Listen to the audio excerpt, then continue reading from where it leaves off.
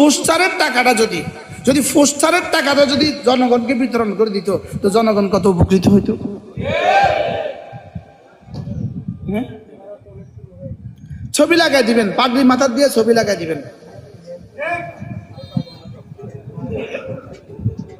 পরে ছবি ছাগলে খেয়ে ফেলে। আচ্ছা, আপনার ছবিটা যে রাস্তার মানুষ পাড়াইতেছে, আপনার শরম লাগে না? বলেন না, বাস্তব না বাস্তব? এটা কোন সংস্কৃতি? দুনিয়ার বহু দেশে আমার যাওয়ার সৌভাগ্য হয়েছে, পৃথিবীর কোথাও দেখলাম না পোস্টার। হ্যাঁ, এখানে কাতারে কে কে গেছেন দেখি হাত তোলেন। কে গেছেন? নেই? দুবাই, সিঙ্গাপুর, কোন পৃথিবীর কোন জায়গায় পোস্টার আছে? হ্যাঁ, এত মিছিলও পৃথিবীর কোন জায়গাত নাই। শুধু মিছিল দিয়া ইসলামটা কায়েম করে ফেলবেন, আর অথবা শুধু মিছিল দিয়া দেশটাকে ঠিক করে ফেলবেন।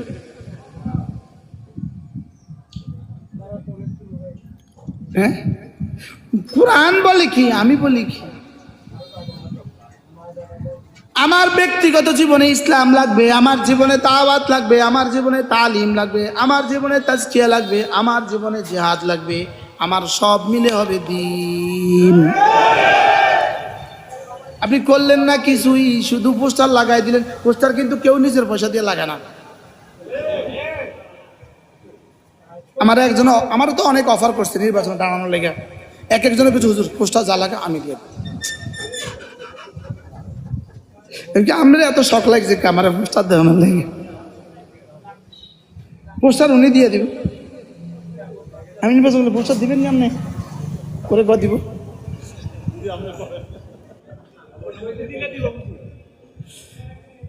না। এগুলো দিয়ে ইসলাম হয় না, এগুলো দিয়ে দেশ হয় না, হুদা হয় না, ভুয়া। এগুলো দিয়ে হয় না, এগুলো দিয়ে জাতির ভালোবাসা হয় না। জাতির দুয়ারে দুয়ারে যান, জাতির দুয়ারে দুয়ারে যান। কি আমরা যখন মাহফিল সাজিয়ে দিই, ওনারা এসে আমাদেরকে সালাম দেয়, উনি জাতির ভালোবাসা। তা আপনারা মাহফিলের আয়োজন করবেন, সেখানে না আপনি গিয়ে সালাম দিবেন? মনে হয় বুঝেন না। কি বুঝছেন বলেন? মাহফিল আপনি আয়োজন করেন, টাকা আপনি খরচ করেন, হুজুর আপনি দাওয়াত দেন। যেহেতু আপনার ওয়াজে কেউ আহে না, তো হুজুরের ওয়াজে যেহেতু আহে, আপনি মাহফিলের ওয়াজ আয়োজন করেন। যেহেতু আপনি পুরা লক্ষ্মীপুরে নির্বাচন করবেন, প্রতিটা ইউনিয়নে প্রতিটা গ্রামে একটা একটা করে তাফসীর করেন, মাহফিলের দাওয়াত হুজুর করে দাওয়াত দেন, দিয়ে মানুষ জমা করেন, সেখানে গিয়ে সব খরচ আপনি করেন। এবার বলবেন আসসালামু আলাইকুম।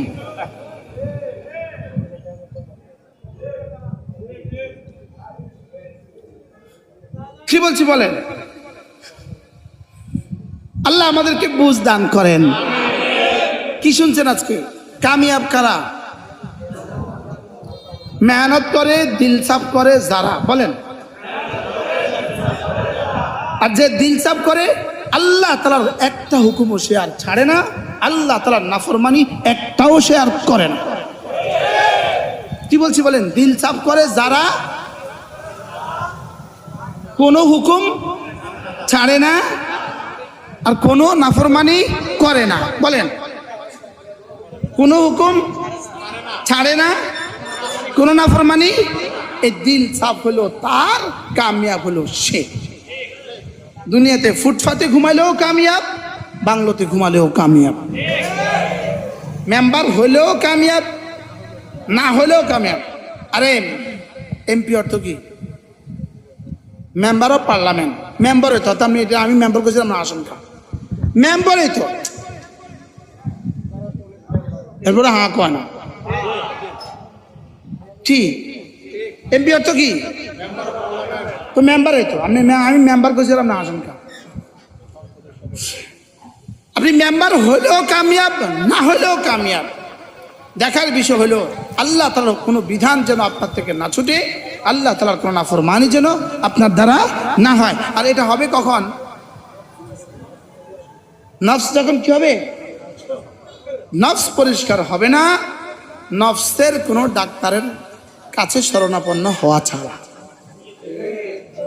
জমিন জীবনে কখনো ফসল দিবে না, এটা ভালো কৃষক ছাড়া। আগাছা দিতে কৃষকের ধারেও জান লাগে না। কি জমিনে আগাছা উঠতে কৃষকের ধারে যাওয়া লাগে? কৃষক খেতে পা দিতে হয়? হ্যাঁ, আশ্চর্য কথা না? তাহলে আগাছার লাগিয়া কৃষক লাগে না, লেকিন গাছের জন্য কৃষক লাগে। তাহলে ওয়াকাদ খাবা মান দাসার জন্য কি লাগে না? কোনো মেহনত লাগে না, কোনো মাহফিল লাগে না, কোনো মাদ্রাসা লাগে না, কোনো আল্লাহ লাগে না, কোনো তবলিগে যাওয়া লাগে না, কোনো বই পুস্তক পড়তে হয় না। লেকিন কাদ আফলা করতে হলে সব করতে হবে। জান্নাতে ঢুকে যাবেন, সেদিন বুঝবেন আপনি সফল। আম্মা মান যুহজিহা আনিন নার ওয়া উদখিলাল জান্নাহ, যেদিন জাহান্নাম থেকে বেঁচে যাব, যেদিন আল্লাহর ফজলে জান্নাতে ঢুকবো, সেদিন বলা যাবে ইনি সফল। সেদিন বলা যাবে ইনি কি। আর দুনিয়াতে সফলতার পরেই আবার বিফলতা আসে, বিফলতার পরে আবার সফলতা আসে। দুনিয়া সুখ আর দুঃখ দুটোটার একসাথে জায়গা। জান্নাত শুধুই সুখের জায়গা, আর জাহান্নাম শুধুই অসুখের জায়গা।